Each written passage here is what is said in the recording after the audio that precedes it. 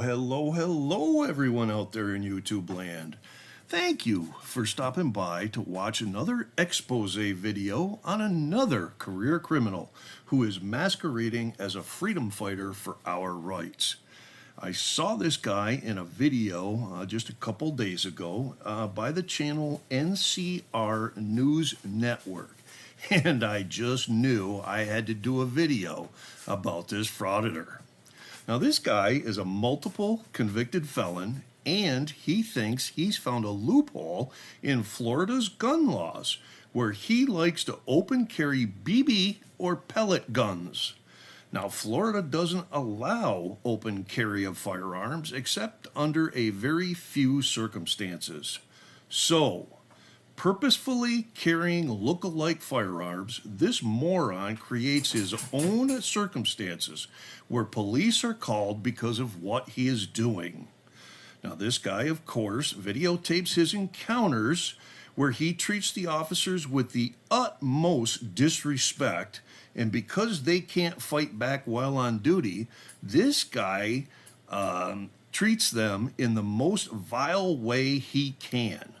So, of course, he's technically not breaking the law because the guns aren't real.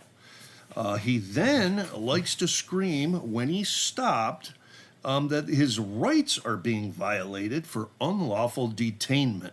Of course, he absolutely has no clue what he's talking about, but his lens lickers, like the armed fishermen, eat it up. You know, criminals supporting criminals. But is this guy who openly, almost gleefully, reporting that he is a felon to everyone, not breaking Florida law? I believe he is, folks, and have contacted the Northport, Florida Police Department to let them know that the legal felon, Ian, may have altered his BB and pellet guns to look more like real firearms, which is a crime according to Florida law, as you can see right here. Section 559-957 states altering an imitation firearm. A person on or after January 1st, 2017 may not knowingly alter, change, remove, or obliterate any color markings or bands that are required by an applicable law or regulation of this state or the United States for an imitation firearm in a way that makes the imitation firearm or BB device look more like an actual firearm. And you go down in 3A says that a person who violates this subsection is guilty of alteration of an imitation firearm and commits a misdemeanor of the first degree, punishable as provided in 775, 082, 083, and 084. So, it looks like he may be breaking the law, eh? So, ladies and gentlemen, just wait until you see what Ian's felony convictions are for. You know, it's you want out into your kitchen or your pantry, wherever it is you keep your popcorn, and grab yourself a bag, pop it up, and get yourself something to drink. Then sit back and relax, because we're about to board the crazy train of frauditing.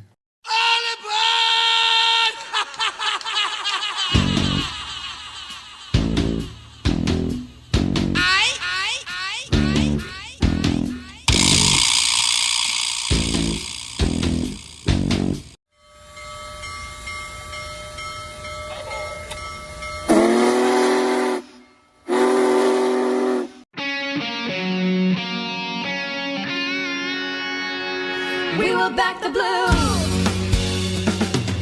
Who's gonna be there for you 24/7, even holidays? Our Minutemen up to date. Police departments take no breaks. Who's gonna stand for justice, running toward the bullets when we call? They give their lives, risk it all, and we never know their names. 911, it's an emergency. Wake up, they're fighting for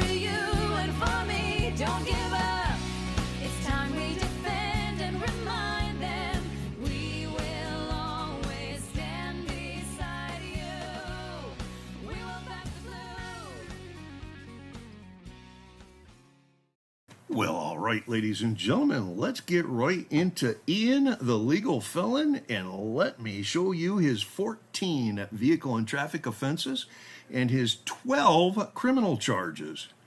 Get yourself ready, because you're about to hate this guy more than you hate Long Island Audits.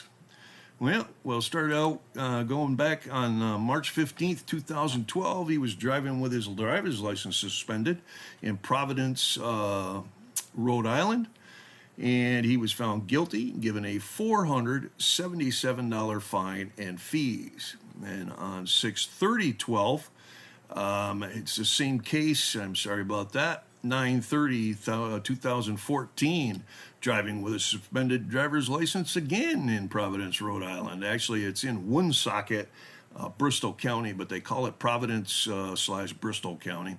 He pled nola contendere on that charge. He was given $468 fine and fees. And he behaved himself for 5 years, and you know why that is, because he went down to Florida. Anyways, let's see. February 1st, 2019, he's charged with speeding, 1 to 10 miles over. He was found guilty in absentia, given a $134.25 fine and fees. We go to 9/13/2019 out of Sarasota, Florida. Failure to display his registration. There is a no disposition for that. And the same day, he was found, he had proof of insurance required. He was found guilty on that charge, given a $139 fine and fees. And we skip ahead a couple years to March 22nd, 2021. Failure to obey a traffic control device out of Charlotte, Florida. He was found guilty, given a $163 fine and fees. Go ahead a couple years again. Now we're at October 4th, 2021. He's charged with speeding again, found guilty, given a $203 fine. November 17th, 2021. He's got 2 charges. He got caught with speeding and failure to carry or exhibit his driver's license upon demand. The first charge, speeding, he was found guilty, given $253 fine and fees, and the driving failure to carry or exhibit his driver's license, that charge was dismissed with a $10 court fee. And we go ahead just a week, 11/22/21, altered exhaust system out of Charlotte County, Florida. He was found guilty and given a $113 fine. Now we go ahead a couple years, February 27th, 2023, Charlotte, Florida, speeding 60 and a 45. That charge was dismissed with a $251 fee to the court. And then we go to, 11/30/2023. He's charged with driving a vehicle in an unsafe condition out of Charlotte County, Florida. And again, he's found guilty, given a $113 fine and fees. We're going to get into his criminal record here, ladies and gentlemen. Brace yourselves. Viewer discretion will be advised, because his first charge is felony assault, domestic violation, DV, domestic violence, I'm sorry. He got charged with simple assault, domestic violence, disorderly conduct, domestic violence, and vandalism, domestic violence. That case was transferred to Superior Court, as you'll see up here in just a minute. The charges will be on November 20th, 2012. But in the beginning, or in the middle, I should say, on October 10th, 2012, he's charged with violation of a no-contact order out of Providence, Bristol County, Rhode Island. He was found guilty, given 1 year in jail that was suspended, 1 year probation, and no contact order with the victim, and a $218.50 fine and fees. On 8/29/23, he violated that suspended sentence, and he was given 6 months in jail. And we go ahead. That was 13. I'm sorry, ladies and gentlemen. 8/29/13. I don't know why I keep doing that. But anyways, and we're going to go to November 20th, 2012. His felony assault was changed to domestic violence strangulation, which was a felony out of Providence, Bristol County.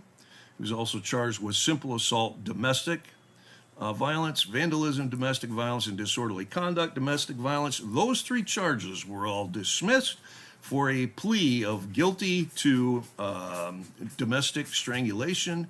So he became a convicted felon at that time. He was given 9 months in jail, 5 years probation. 51 months of that probation was suspended. A no contact order. He had to attend a batterer's intervention program, and he got $575 fine and fees. Now we go ahead just a few months, 4/29/2013, out of Bristol County, Rhode Island. He was charged with violation of a no contact order, and he was actually acquitted at trial. On 11/3/2015, he was charged with vandalism, domestic violence, obstruct a police officer, domestic violence, and disorderly conduct, domestic violence. All of those misdemeanor charges. And that case was transferred to Superior Court, as you will see right here above. That took place December 10th, 2015. He was actually ended up being charged with vandalism, domestic violence, which was a felony out of Bristol County, obstruct the police officer, domestic violence, and disorderly conduct, domestic violence. Those two charges were dismissed. He was found guilty of vandalism domestic, which was his second felony conviction. He was given 5 years in prison, 4 years suspended. That meant he did a year in county jail, I believe. He might have done it in state prison, but it didn't say. 4 years probation. He was domestic violence counseling and no contact order with the victim, and a $465 fine. On 12/4/2019, he's charged with unlawful sexual activity with a minor, certain minors, as it says here. This was the original charge. He ended up pleading nota contendere to aggravated child abuse, which was a felony. He was given 5 years probation, a no contact order, psychosexual evaluation, and $816 in fine and fees. And the next day, he was charged with violation of probation, the felony charge down here on 12/10/2015. That was a violation of the probation from the Rhode Island case, and it appears no sanctions were given to him. I couldn't find any on the charges there. And that, ladies and gentlemen, is another vile career criminal masquerading as a freedom fighter for our rights. Now, I don't know about you, but I don't want him representing me in any of his fraud.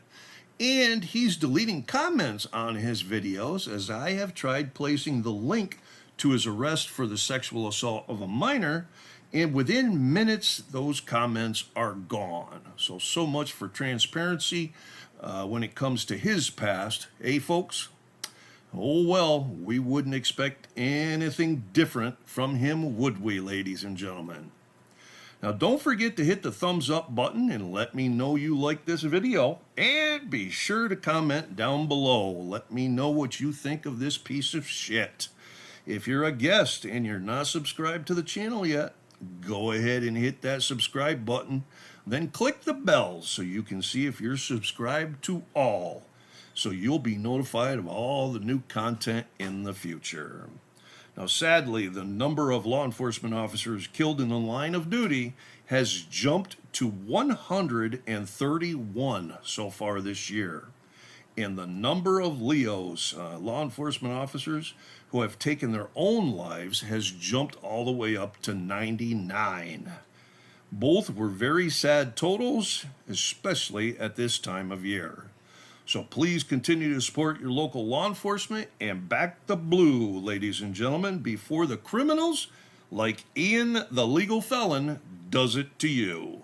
And that's all I have for you for this edition of the Crazy Train of Frauditing. So until next time, ladies and gentlemen, y'all take care out there.